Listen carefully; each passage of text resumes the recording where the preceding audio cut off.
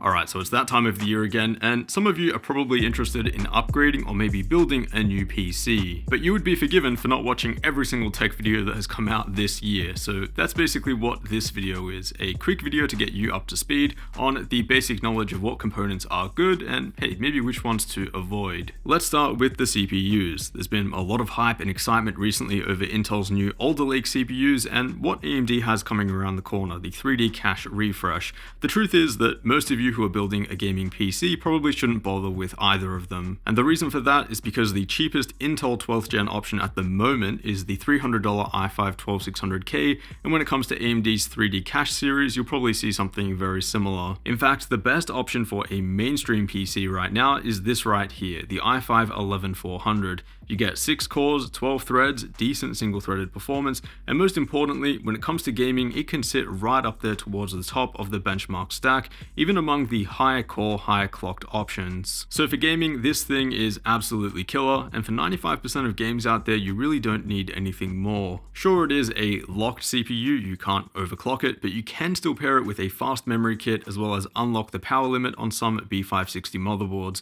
You also don't need a beefy cooling solution for this one, which is really good. Something like a Hyper 212 I've found to work really well. But let's say that in addition to gaming, you're also doing, a bit of video editing, extra multi-threaded work on the side. Basically, you need those extra cores and threads.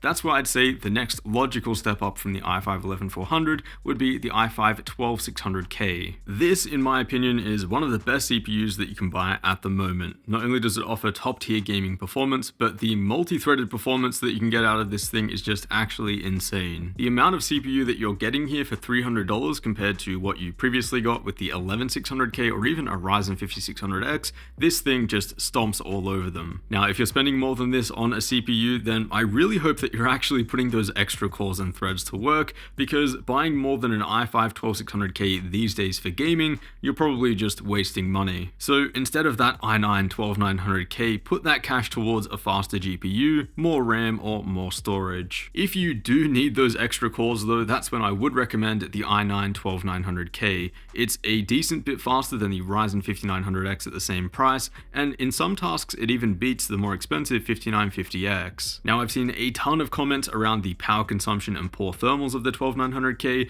but the truth is, if you're putting this in a production system, which is what it's meant to be used for, that extra power consumption just doesn't matter as much. For this type of work, you want the fastest, most time-saving machine that you can build, and if it takes an extra 100 watts, then that's fine. Now let's talk about GPUs, and prices here are still looking pretty rough. The recommendations that I made in a previous video talking about what your options are at the moment, those are actually still fairly accurate. If anything, I would say that availability is looking a little bit worse than it was a few months ago, which is really unfortunate, and that is the case for most regions, except for here in Australia, which for some reason we just have a lot more stock sitting around. And we can expect that trend to pretty much continue as we approach the end of the year, and most people are trying to buy a GPU as a gift, or at least, buy an upgrade for themselves before the holiday season. Honestly, everything is so variable right now between all of the different regions that my best advice to you is to just do your research on what kind of performance these GPUs offer, consider what gaming monitor you're going to be pairing them with, and then try and make an educated choice from an established retailer. I would say that the RX 6600 XT is kind of looking like your best entry-level option at the moment. Then you'll likely want to jump up to an RTX 3060 Ti,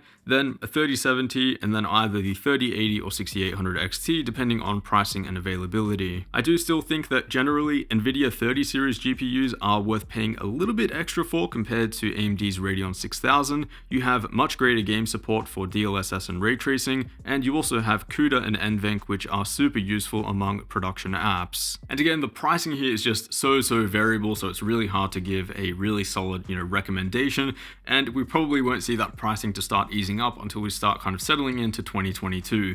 There is just no point for AMD and Nvidia to release an actually good, affordable GPU at the moment when cards like the 3070, 3080 and such are just selling so easily and so well. So if you're someone who has been waiting around for an actually good, affordable GPU, probably keep waiting, because that is not going to happen anytime soon. So yeah, solid recommendations here are pretty difficult, but if I had to pick one GPU to recommend to the mainstream, it would probably be the 3060 Ti. Ti. This is a GPU that offers really good performance both at 1080p and 1440p without being too power hungry or as inflated compared to your other options. It also comes in a bunch of different form factors as well, from the beefy triple fan models to something that is really tiny like this EVGA XC. Don't get me wrong, it's still way above its launch MSRP, and from that perspective not really worth buying, but so is everything else. So again, check out the benchmarks and reviews and specifically take a look at the performance and how that compares to whatever gaming monitor you're going to pair it with, and then try and make a sensible choice based off of that. As for budget GPUs, you don't really have any options at all. Even the fairly dated GTX 1660 Super has doubled in price since its release,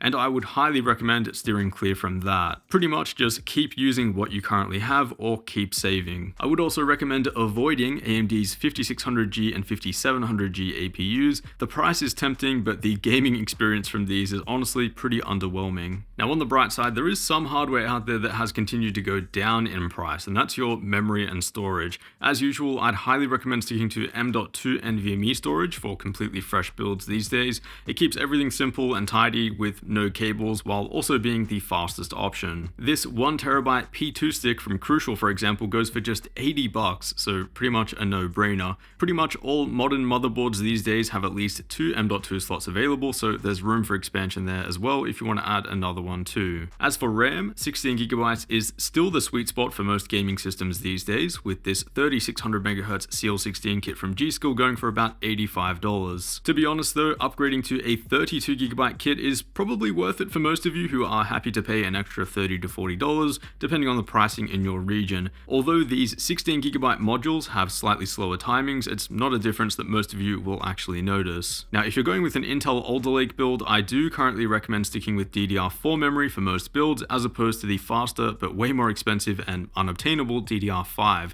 I've done a full video comparing the two and taking a look at DDR5 performance, and in most apps and pretty much all games, there is just not a worthwhile improvement. Now, as for your options when it comes to PC cases, these days it is pretty stale, a lot of just the same thing being repeated, but the options are actually still pretty good. I would say that my top picks these days for ITX cases would be the Cooler Master NR200, the NR200P Max, and the SUPT Meshlicious. If you do go with the Meshlicious, do not go for the 3.0 PCIe Riser version. Definitely get the 4.0 version instead, even if it does mean paying a little bit more. That way you'll get the full compatibility and zero headaches with your modern hardware. These cases are of course a bit on the larger end for ITX, but so are the cooling demands and physical dimensions of the hardware these days, so it does make sense for compatibility. When it comes to mid-tower cases, there are plenty of good options out there, with most of them pretty much being the same thing. Mid-sized boxes with tempered glass on the side and mesh for the front. The main difference between them really comes down to radiator mounting and, whether you prefer the physical aesthetic on the exterior, so just consider that if you are planning on liquid cooling and how big you want the PC case to be. So there it is, a pretty compact video to bring you guys up to speed on what components are actually worth building with. I will leave the relevant parts listed down below, and I'll also link down below an NR200 build with the i5 and a 3060 Ti, which I still think is really relevant today. So if you're looking to put something together, definitely check out that build video down below. Otherwise, a huge thanks for watching, and I'll see you all in the next one.